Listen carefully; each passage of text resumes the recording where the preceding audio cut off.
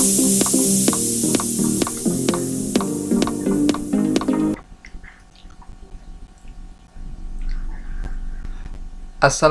warahmatullahi wabarakatuh. Selamat pagi anak-anak semuanya.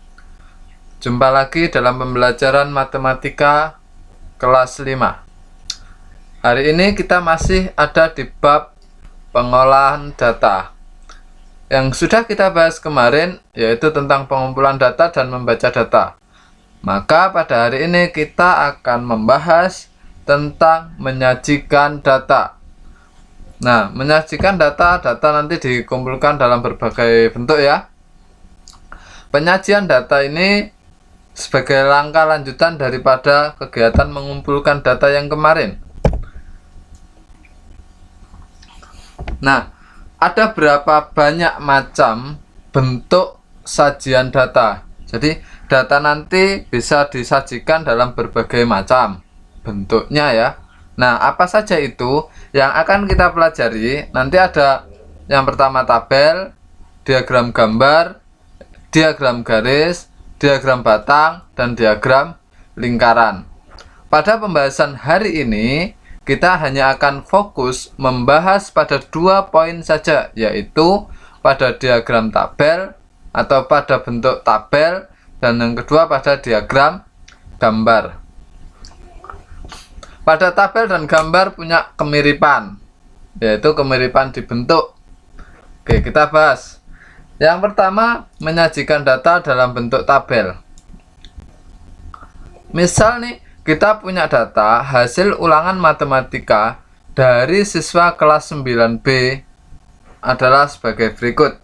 Jadi ini adalah hasil ulangan matematikanya. Ada yang dapat 6, ya, macam-macam ini ya, ada 6, ada 8, ada 9. Nah, untuk menyajikannya ke dalam bentuk tabel, maka hal yang harus kita lakukan pertama kali adalah tentukan dulu judul tabelnya apa. Nah, ini harus ada. Kalau kita membuat tabel ya harus jelas judul tabelnya seperti apa. Judul tabel, judul ini bisa diambilkan dari sini. Hasil ulangan matematika kelas 9B. Jadi judul tabel itu sudah jelas diambilnya dari mana. Mesti dari sini ada informasinya. Itu yang pertama. Yang kedua, ketika kita membuat kolom, ini kan daftar nilai nih. Ketika di daftar nilai atau di kolom depan ini, kolom pertama ini dia bentuknya adalah angka, maka harus urut. Ini khusus angka ya. Kalau angka harus urut dari kecil ke besar. Kalau nama suatu benda maka tidak urut, tidak masalah. Tetapi kalau itu angka, membuatnya harus urut dari yang paling kecil ke yang paling besar. Oke. Nah, kita mulai. Untuk membuat ini, kita pertama masuk di nilai 2. Ada berapa banyak siswa yang mendapat nilai 2? Nilai 2. Nah, ini ya. 1, 2. 1, 2. Pembuatannya berarti di sini ada 2 anak.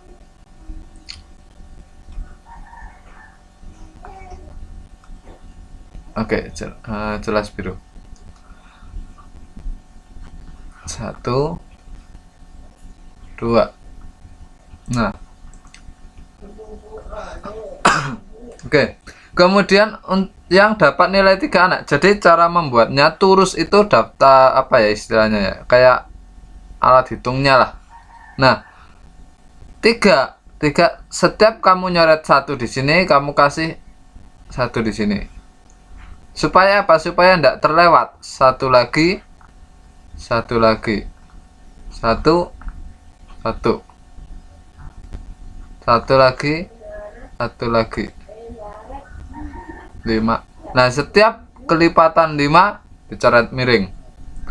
Ada lagi 3-nya tidak ada, berarti di sini 5. Nah, begitu. Misal saya contoh pakai warna lain.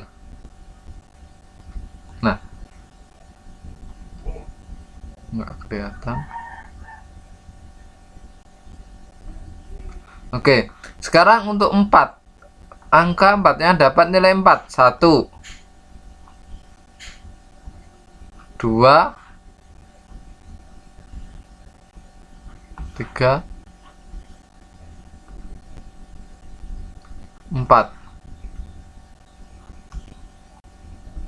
5 5. Oke, berarti di sini juga ada 5 yang dapat nilai 5.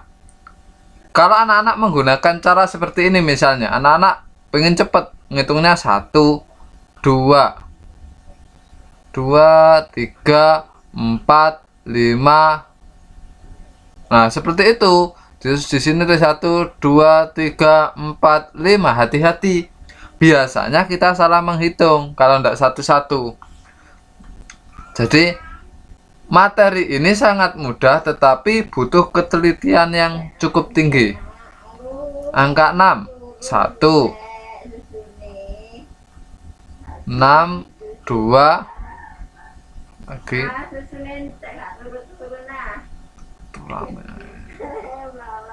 3 4 5 berarti ada 5 7 1 2. Nah, begini cara nyarinya ya.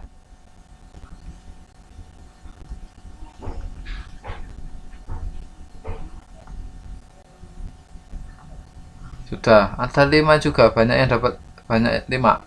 Yang dapat 8 1 8 3.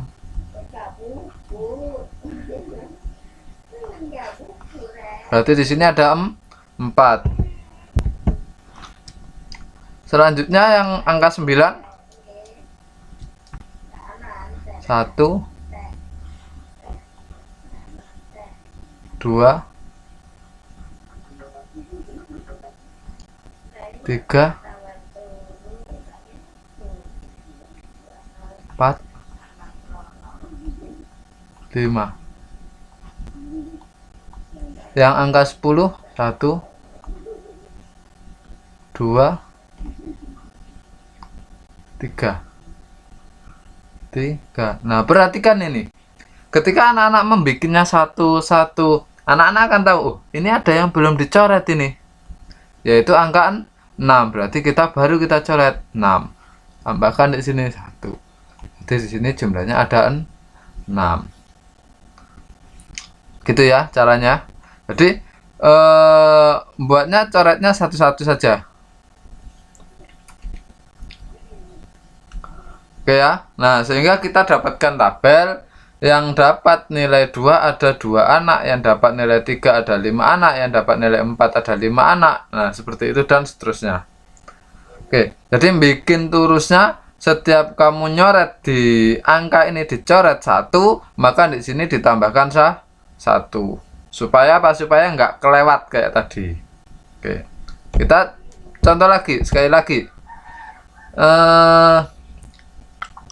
Contoh berikutnya, kalau kita punya data nilai ini, nilai ulangan bahasa Indonesia, berarti judulnya kira-kira judulnya yaitu tabel nilai ulangan bahasa Indonesia. Nah, ini ya, nilai ulangan bahasa Indonesia. Tabel nilai ulangan bahasa Indonesia. Karena di sini angkanya mulai dari 6 sampai 9. 5 4 3 2. Oh, ada 5 ini, kurang 1 berarti ya. Ya. Di tabel saya kurang 1. Karena kurang 1 saya tambahkan di bawah sini ya. Enggak apa-apa, wis. Harusnya ini 5-nya ini di atas. Tadi saya bikinnya kurang. Nah, jadi untuk membuat kayak gini ini memang dibutuhkan ketelitian yang sangat tinggi ya. Jadi kita harus benar-benar teliti untuk melihatnya. Nah, kalau kelewatan jadinya seperti ini. 5-nya harusnya 5-nya itu di atas. Itu yang paling benar. 5 6 7 8 9. Gitu ya. Nah, Di sini ada 6, 6-nya 1, berarti kita coret 1, 2 kita coret lagi di sini, kemudian 6 yang bawah kita coret lagi, 3, dapat lagi 4, 6 lagi 5, ada lagi 6, nggak ada. 7 kita coret dulu, 1, 1, 1. Jadi setiap kali kita nyoret di atas, kita bikin turusnya, supaya kalau ada yang kelewat kita bisa tahu ya. Nah, sudah, berarti ada berapa? 5, 6. Ini ada 6, di sini ada 5. Kemudian 8-nya 1, 1, 1, 1, 1. Nah, berarti di sini ada 5. Untuk nyoretnya miringnya boleh ke kiri, boleh ke kanan. Saya tidak kasih aturan di situ. Kemudian yang belum 9 ada 1, 1. Berarti ada 2. Nah, yang belum 5, ini tadi saya pikir di awal 5-nya tidak ada. Ternyata ada 5. 5, 1. Berarti di sini 1. Harusnya 5-nya di atas ya, yang benar ya. 5, 6, 7, 8, 9. Nah, sederhana, materi ini mudah, cuman memang kita butuhnya apa? Teliti.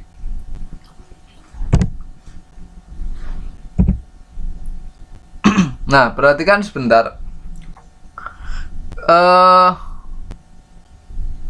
Ada nggak yang belum dicoret? Oh, ternyata ada ya, ada yang lewat kan? Yaitu 9 di sini. Ini 9, berarti tambah 1 lagi. Ini harusnya 3. Untuk ngeceknya, memastikannya, ini kan jumlah siswanya ini ada 20 siswa. Maka kalau di banyak siswa pada bagian kolom ini, kalau kita jumlah itu harus jumlahnya 20. 5 ditambah 6. Ini tambah ini, tambah ini, tambah ini, ditambah semua. Nah, itu harus 20. 5 tambah 6, 11, 11 tambah 5, 16, 16 tambah 3, 19, tambah 1, 2, 20. Nah, sama, karena sudah sama dengan ini, berarti tabel ini sudah benar. Jadi jumlah ini harus sama. Nah, itu saja. Yang berikutnya menyajikan data dalam bentuk diagram. Diagram gambar pada contoh ini. Jadi nanti diagram ada banyak macamnya, termasuk diagram grafik, diagram batang, diagram garis, itu kita sebutnya dengan grafik, gitu ya. Nah, kalau diagram gambar biasanya nih kita sudah tahu ada sebuah tabel, atau bisa juga dalam bentuk data kayak tadi. Tapi kalau bentuk data kayak tadi biasanya nanti dirubah dulu menjadi tabel. Nah, dari diagram gambar yang berbentuk, maksud saya untuk membuat diagram gambar biasanya sudah disediakan tabelnya. Misalnya tabel peminjaman buku perpustakaan selama 1 semester atau selama semester 1. Pada bulan Januari ada 125 buku, pada bulan Februari ada 200 buku, pada bulan Maret. Nah, yang perlu kita bikin apa? Untuk membuat diagram gambar ada beberapa hal yang perlu kita perhatikan. Yang pertama ini judul, sama seperti tabel ya. Dan yang kedua adalah ini keterangan. Ketika kita mau membuat sebuah diagram yang berbentuk gambar atau data yang diwakili oleh gambar, maka kita harus tentukan dalam satu gambar itu mewakili berapa. Di sini saya contohkan untuk gambar buku yang model bertumpuk-tumpuk seperti ini, itu mewakili 50 buku. Sementara untuk buku yang bertumpuk cuma 2, itu mewakili 25 buku. Berarti kalau saya punya 125, anggaplah ini yang pertama, ini yang kedua. Kalau saya punya 125, maka saya butuh buku yang 50-an ini sebanyak 2. Berarti yang buku yang tumpuk ini sebanyak 2, sama yang 100 yang 25. Ini kan berarti bisa ditulis 50 tambah 50 ditambah 25.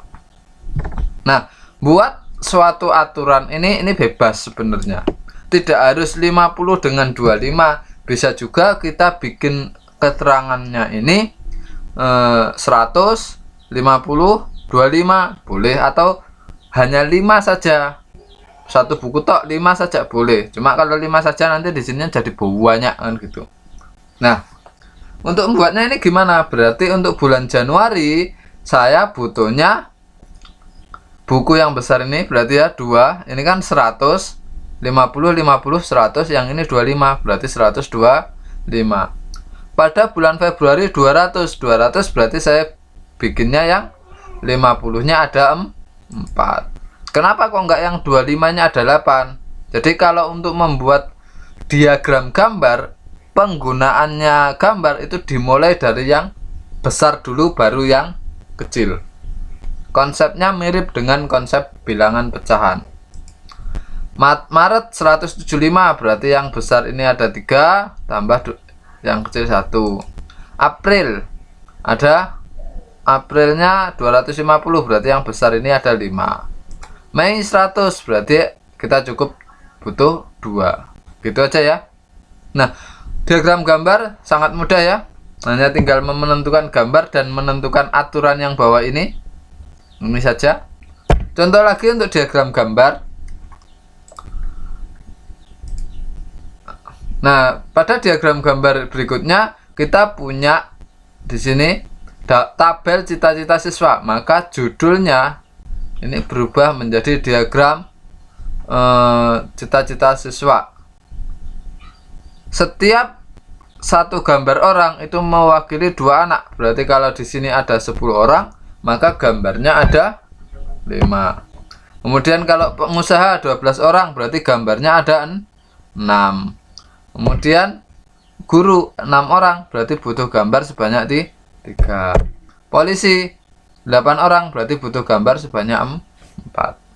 Nah, saya rasa itu untuk tentang diagram gambar dan juga tabel. Nanti selanjutnya kita bahas di pertemuan berikutnya, masih pada membaca data gitu ya. Saya rasa itu jumpa kita kali ini. Terima kasih, saya akhiri. Wassalamualaikum warahmatullahi wabarakatuh.